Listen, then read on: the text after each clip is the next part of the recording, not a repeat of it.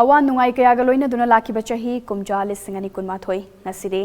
aikoi khwaibu thadoklamnaga khamba yadana chatkhagani anau bachahi kumja lisingani kunithoi na lakpada harauta yamno pagaloina na tongan ba political party gi luchingbu singyauna miyoi kyane aifa paujul pinarakle TOMTV ki maikai degi su anau bachahi na lakpada channel asibu yengbiri basing amade lamdamasida khundaminariba furupcha khudimaki mafamda yaifa paujul pizari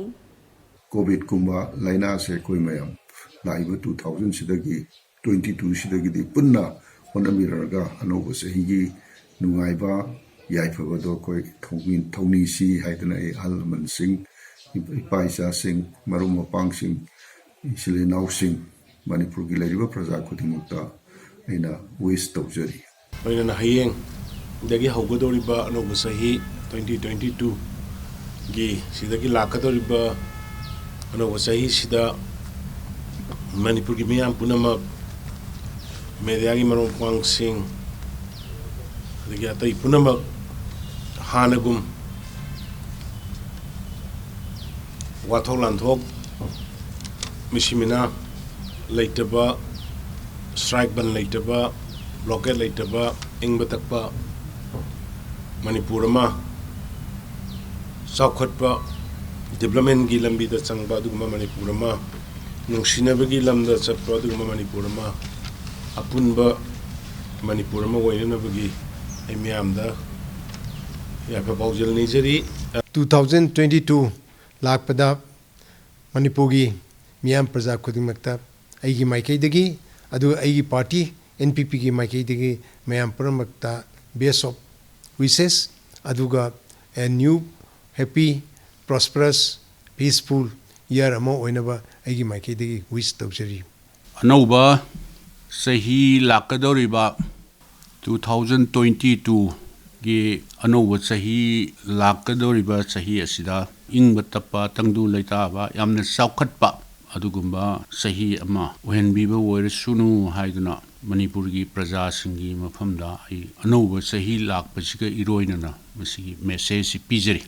lakadoriba anauba sahi hajaba tare 2022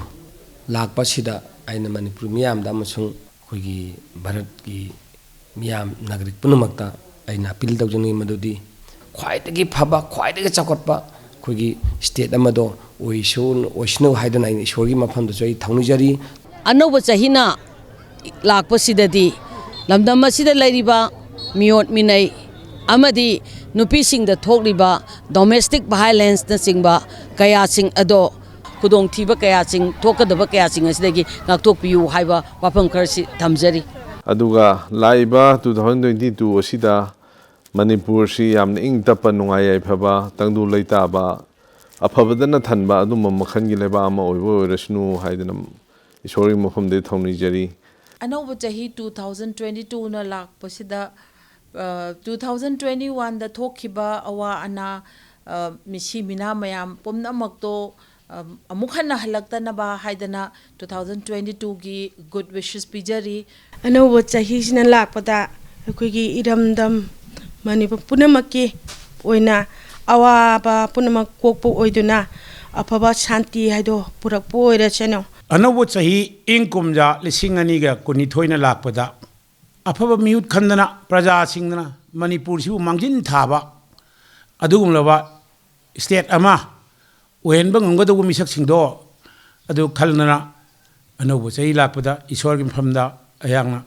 yaifam magoni jari lisingani kunithoina lakpada All Manipuri United Clubs Organization amukona lamdam sigi miyamda yaiphanungai ba punsi mahing ama oibiu haina pawgel pijari anoba chahi asina lakpada mamangi chahi singda COVID-19 gi laina na chena thingnakiba awaba sing koktuna aikoi punamak amana amagi mating pingna pangaduna aikoi thamoida phattaba wakal amata chenadana apunba pandam amagidamak apunba Manipur amagidamak saukhatpa Manipur amagidamak aikoi lamdam chida khundamine ba phudimangna thabak tominabagi lambi ama oirasunu haiba pawgel asimasu pijabaga loinana aikoi punamakta iramdam Manipur nungsibagi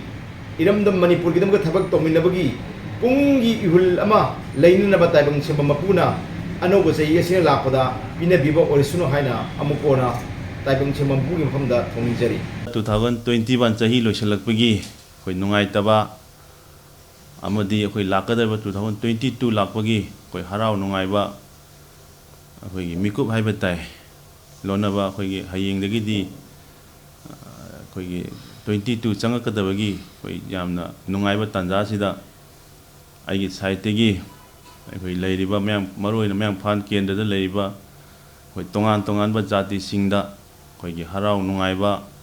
afaba santi leiba koi ingna chikna koi masem nungsi chanana koi panba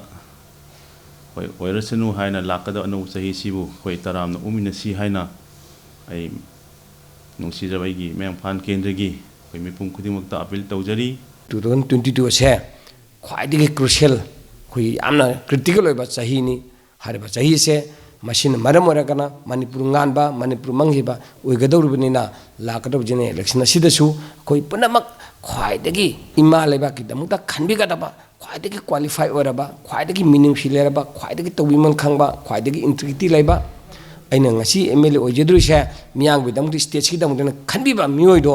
aduda praja miyamna khana chanaba tawdana vote thadabiyu tumdasu aina apamado democracy chap leba ngina madu tawbiyu haidun miyam famda 2022 lakpa se nungai phaba ama oibi naba haiduna isori mafna ye chmana thanujari anauwa chahi 2022 na lakpasida Manipur praja miyam punamakta maheshwarna yaipa paujel pizari. Wish you a very happy new year. Tasengna aikoigi first wave second wave 2022 gi mamangda lakhre laina laichat lakhre aikoigi Manipur praja da aduki mati awaba laikre laitabasu yaukre miyamama adubu 2022 na lakpasida corona gi anawu mingthol tholaga anawu malakani na hariba miyamna mi painariba amani cases amasu positive oraba sing 2022 na lakpasida anauba chaina lakpasina pumot mutkhiba oirashanu haiduna sigi laina laichat lairami base pumot mutkhiba oirashanu haina ishorgi mafamda nizari